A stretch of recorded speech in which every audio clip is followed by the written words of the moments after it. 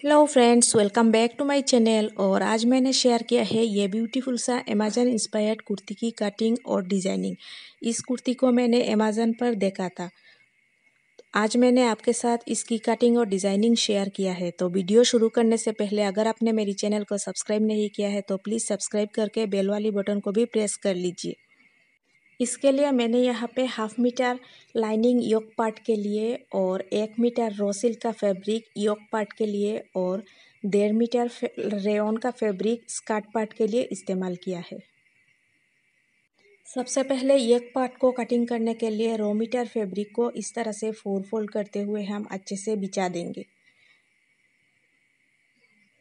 अब इसकी bone side में से इस तरह से 7 इंचेस पर हम अपना शोल्डर डालेंगे और आर्म होल भी 7 इंचेस पर इस तरह से एक पॉइंट डालेंगे। अब इन लाइन को हम इस तरह से मिला देंगे।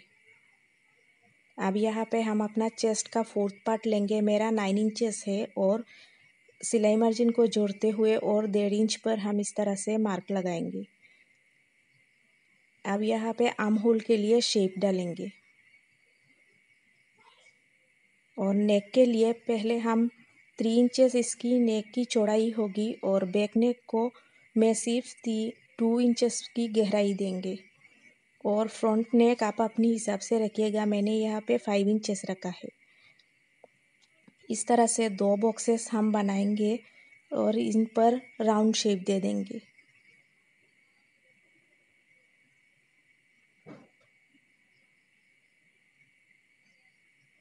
अब इसकी लेंथ मैं रखूँगी 15 इंचेस और सिलाई मार्जिन को जोड़ते हुए 16 पर मार्क लगाएंगे इस तरह से। और यहाँ पे मेरी चौड़ाई है 8 इंचेस और सिलाई मार्जिन को जोड़ते हुए 9.5 इंचेस पर मार्क लगाएंगे। इस लाइन को सीधा कर लेंगे, इन दोनों पॉइंट्स को भी मिला देंगे। इन सारी मार्किंग को कटिंग कर लेने के बाद हम एक पीस को अलग कर लेंगे, मतलब इसकी बैक पीस को अलग करके फ्रंट आर्म होल और नेक को शेप देंगे।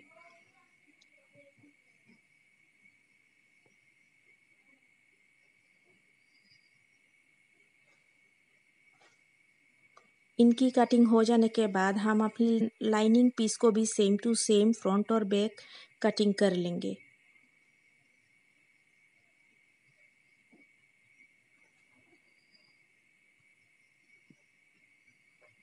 बची हुई रॉ सिल्क की फैब्रिक को फिर से 4 फोल्ड करेंगे हम अपनी स्लीव्स के लिए।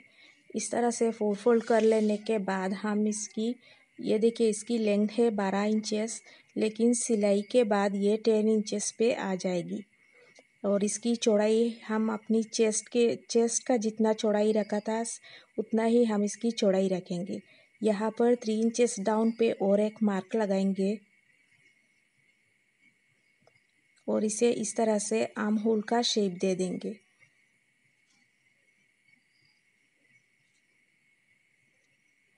अब यहाँ पे नीचे मैं अपनी फिटिंग के अनुसार 5 इंचेस है और सिलाई मार्जिन को जोड़ते हुए 7 इंचेस पर मार्क लगाऊंगी। इन दोनों पॉइंट को इस तरह से जॉइन करते हुए हम इसे कटिंग कर लेंगे।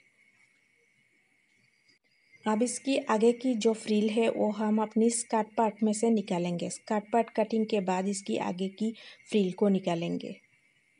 रेयॉन का 1.5 मीटर फैब्रिक को मैंने इस तरह से 4 फोल्ड करके बिछाया है और इसकी लेंथ है 45 इंचेस टोटल लेंथ। और योक पार्ट को मैंने 16 लेंथ पे कटिंग किया था, तो ऊपर से 16 छोड़ते हुए इस तरह से 45 पर निशान लगाएंगे और सिलाई मार्जिन को जोड़ते हुए हम इसे 46 या 47 पर कटिंग करेंगे ताकि इसकी स्टिच और नीचे की फोल्डिंग में जाएगी। इस तरह से 47 पर एक सीधा लाइन खींचते हुए इस लाइन पर हम कटिंग कर लेंगे। ये हमारा स्कर्ट पार्ट का हिस्सा होगा। अब इसकी नीचे से जो बची हुई फैब्रिक मिलेगी इसी में से हम अपनी स्लीव्स का फ्रिल्स निकालेंगे। इस पार्ट को देखिए इस तरह से योक पार्ट में गैदर डालते हुए पूरी राउंड में हम अटैच करेंगे। इस पीस में से हम एक 5 इंचेस चौड़ी एक लंबी स्ट्रिप निकालेंगे जिसे गैदर डालते हुए हम अपनी स्लीव्स की आगे की रफल डाल सकें, सिर्फ 5 इंचेस चौड़ी। अब इसकी डिज़ाइनिंग के लिए मेरे पास इस तरह की एक लेस का पीस है, जिसकी रॉन्ग साइड पे मैंने पूरी रॉन्ग साइड पे ग्लू डालकर इसे सुखा लिया है, ताकि कटिंग के बाद इसकी थ्रेड ना निकाले। अब इस तरह की एक बटन लेंगे और इसी की मेज़रमेंट के अनुसार हम इसे कटिंग करेंगे, जैसा कि आप वीडियो में देख सकते हो।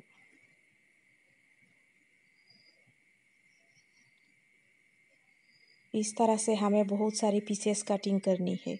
इस पीस को इस तरह से फोल्ड डालने के बाद हम इस बटन को इस तरह से बिठाते हुए इसकी साइडेड को कटिंग करके राउंड राउंड पीसेस हम निकाल लेंगे।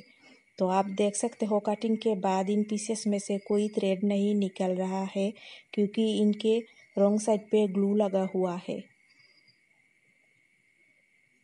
एक बार में ही हमें 5 पीसेस मिल जाएगी। इस तरह से हमें बहुत सारी पीसेस कटिंग करनी है।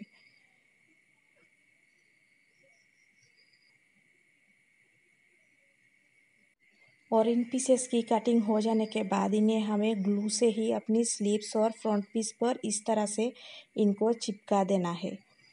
तो इनको देखिए मैंने लगा दिया है अपनी एक ही स्लीव्स पर। सेम वैसे ही हम अपनी फ्रंट पीस को पहले प्रेस कर लेंगे, इसके बाद इन्हें ग्लू से ही चिपका देंगे। फ्रंट की पीस पर इस तरह से 2-2 इंच का गैप छोड़ते हुए हम एक लाइन चिपकाएंगे। इसके बाद इन दोनों के बीच बीच पर हम और एक लाइन डालेंगे, जैसा कि आप इस स्लीव्स में देख सकते हो। और इस ग्लू को इस्तेमाल करने के बाद हम 1 हफ्ते तक इसे वॉश या प्रेस नहीं करेंगे, तभी ये लॉन्ग लास्टिंग कर पाएगी।